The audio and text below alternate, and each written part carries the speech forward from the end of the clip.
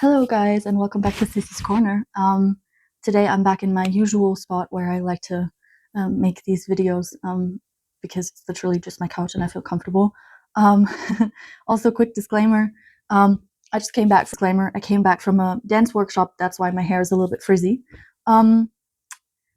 Today I feel like I would like to talk about adulting, or maybe not, and what I mean by that specifically is how people around my age, but just also, I think, all different ages that are growing up and maturing in our society sometimes feel like they're an adult on paper, but it kind of feels irresponsible to give them all this responsibility, like reflecting on themselves.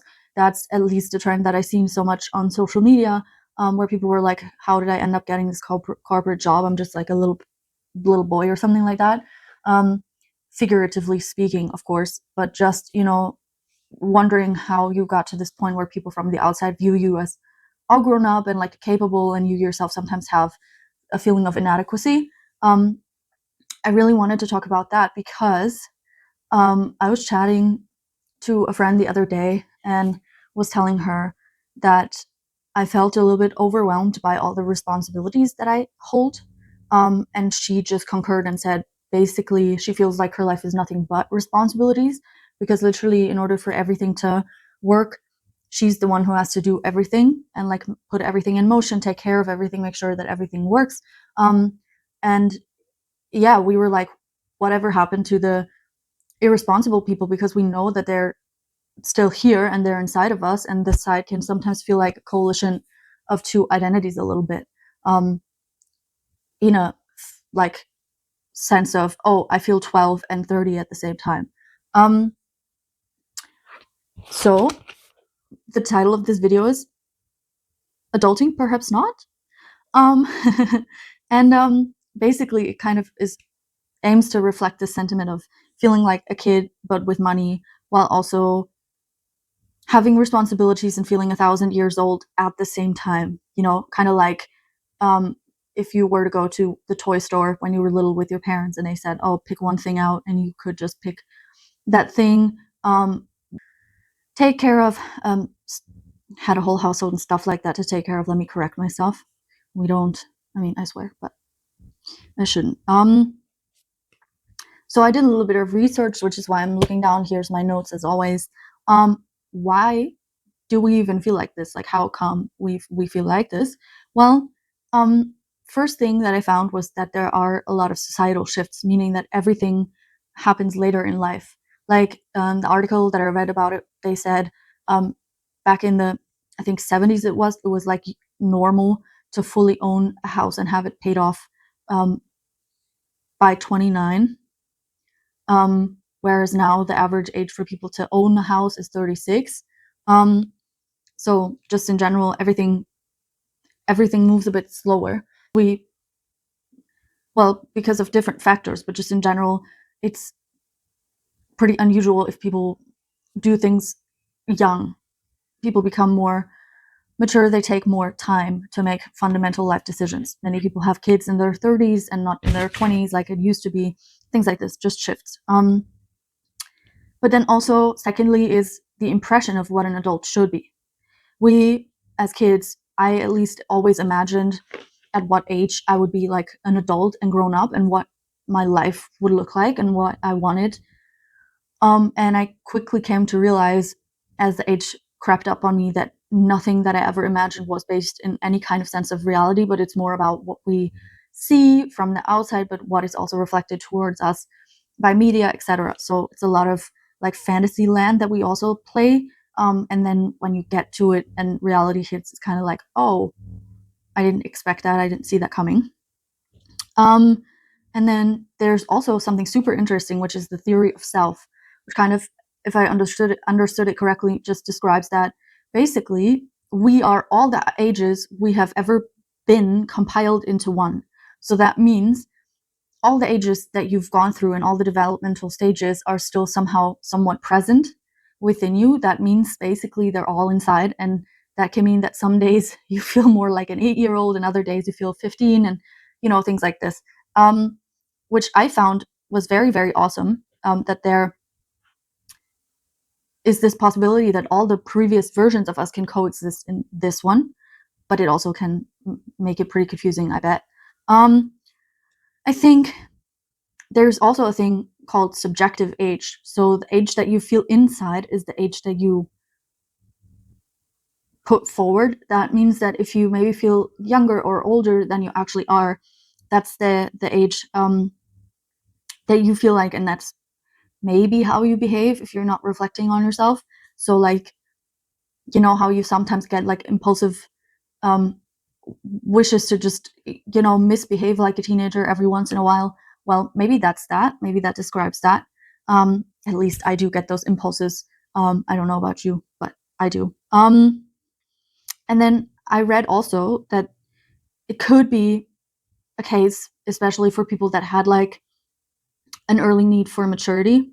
Like if for some reason you were required to grow up earlier than you should have grown up, or if you weren't as shielded from like harmful things, or you've experienced some kind of stuff that made you act more like an adult when you were a child, that is like a reclaiming done by the brain of that child, full like naivete and energy, and yeah, just basically of that childlike, that's the word I was using, wanted to use, of that childlike kind of wonder. And yeah, and the sixth thing that I found was that maybe it's also applicable to the millennial generation.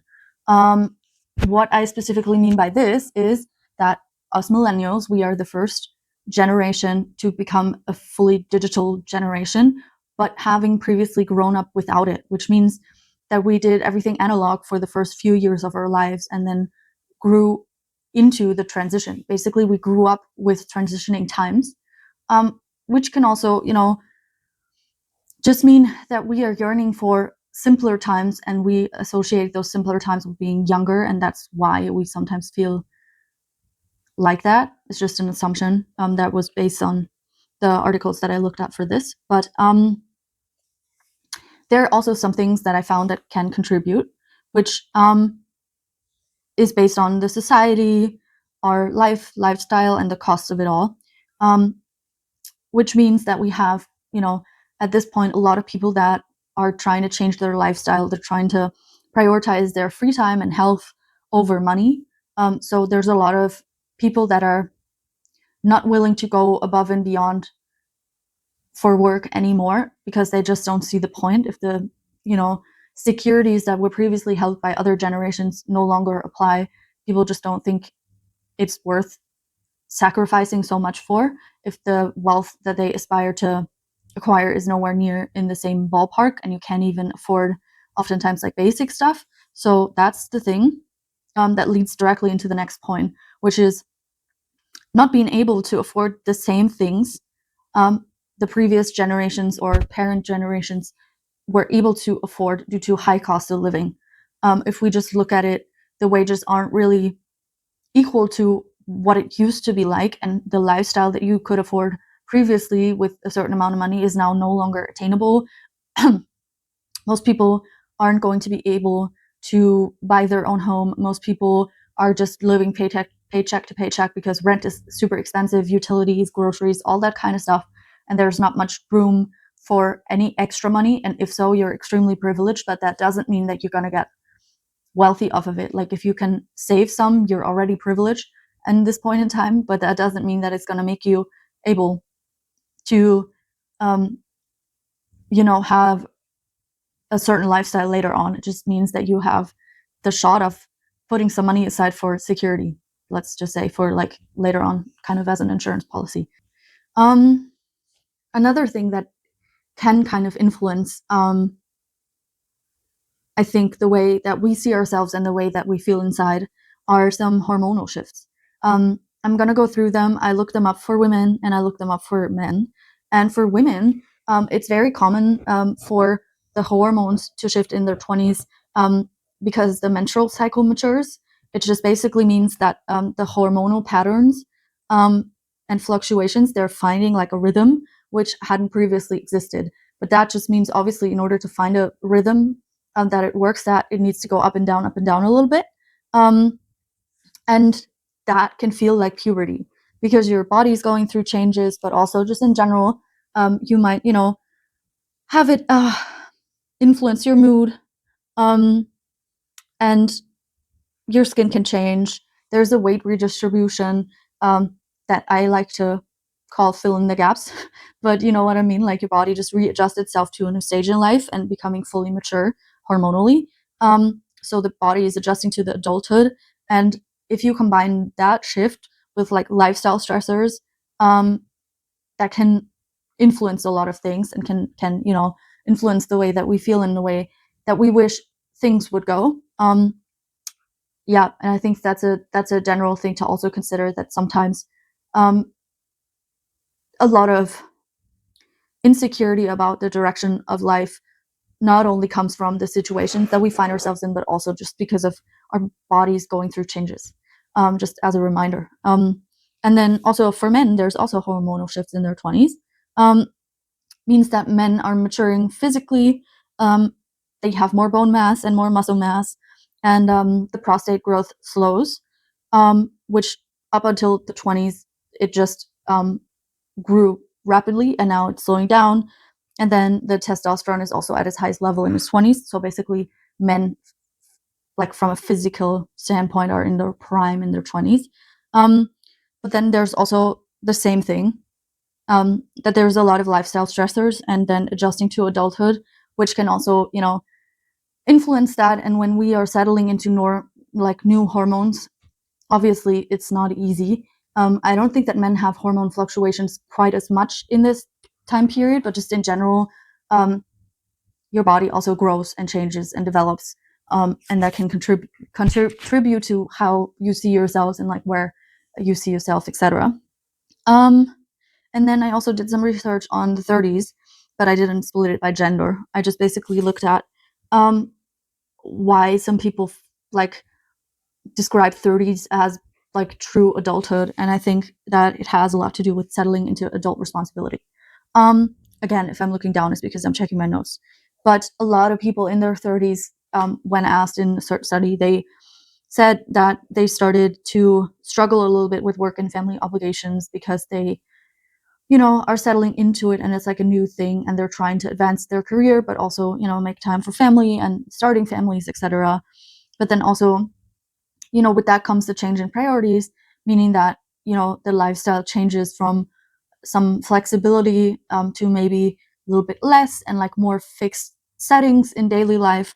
But then also the perceptions of time are shifting. Things move faster. We feel like things move faster with age. That's normal. And then we have a lot of people that are saying, oh, I really have a lot of responsibilities and a lot of commitments that I made. And that's, obviously family, but also in other circumstances, there's a lot of stuff that an adult has to hold as a responsibility. And then also there's commitments that go along with that, because you have a responsibility to take care of your family. So you're committed to making X, Y, and Z of income. Or in another way, if you don't have a family, you have a responsibility to, let's just say, pay your bills on time, but then you are committed to basically making that amount of money to cover the bills. That's how it would describe, but it's basically like a never-ending cycle of going from one to the other. And yeah, I think one of the cooler things is that in our 30s, we get to experience an evolution of the self, which just means we are able to discover ourselves more, know more about ourselves, learn more if we make an effort about who we are as people and who we want to be. And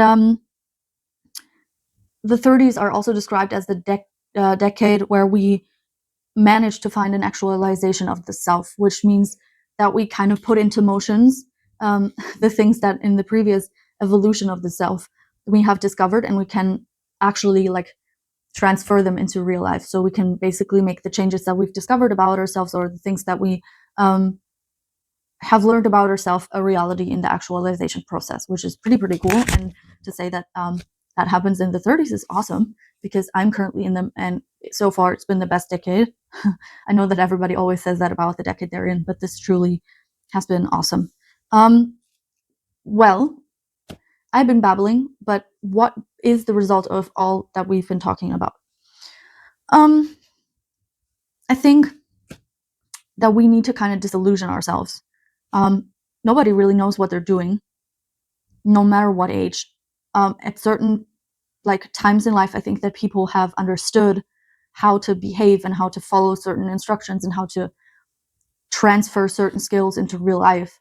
But that still doesn't mean that you know everything, because we have to remember it's everybody's first time on this planet, and no matter how old you become, there are just certain things that are new and that you haven't experienced before. So that's one thing. And I feel like, at least where I'm from, the 30s, and especially turning 30, is like a thing that people dread, because it's like officially the cusp of adulthood. Basically, you're done with your 20s and like discovering yourself and having time to and find out, basically, on a paper. And it comes with a lot of pressure, but I just realized that as soon as I turned 30, the pressure kind of lessened, because I like realized that it's not a big deal and that nothing really changed. Everything stayed the same. It was very like anticlimactic. So I think it's just about growing into yourselves. That's just what I wanted to add. And I think that the emotional highs and lows can occur because of the transitions in life. Like we talked about last time, we talked about changes, but I think there are transitions in life, which include, milestones, priorities, but also remember how I talked about hormonal changes. I think the combination of those are really the things that we should be looking out for. But I think it's also super important to kind of embrace like the contradictions and just accepting that we're still settling in. Like, obviously, it kind of feels contradicting that I'm able to live self-sufficiently, but I wake up and sometimes feel incapable because I feel like a little kid. That's a contradiction that I have to deal with. And I think if we just embrace it and, kind of live in the moment, then we can really make the most of it. And then lastly, I want to conclude this by saying it's perfectly okay to not know the answer. Nobody knows, and it's not like there's an instruction manual.